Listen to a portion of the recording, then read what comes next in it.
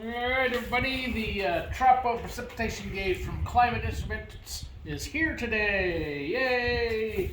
Alright, into the box. Sweet go.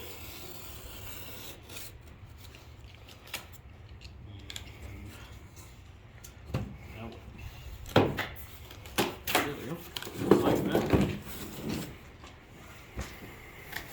And inside here, you got a new Cookeraz pamphlet. Same one we hand out. Oh. Kansas DK65. Cool, cool. Give me a sticker for it. That's sweet. And we got a thank you for your purchase. Let's see, we got. Okay.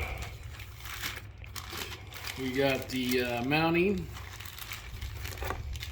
This will mount on the post out there. Also comes with 2 zip ties. Put it on there. We got the cleaning brush,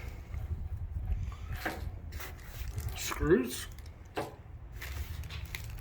Cool little level. Gotta make sure it's level. We got the bird deterrent ones. And there's the part sheet. And the new gauge. Fancy. Nice and fancy. Got a handle. It comes off. Looks like it's a bigger gauge than the. It's a little bit bigger than the other ones. Than the. And you got your inner one.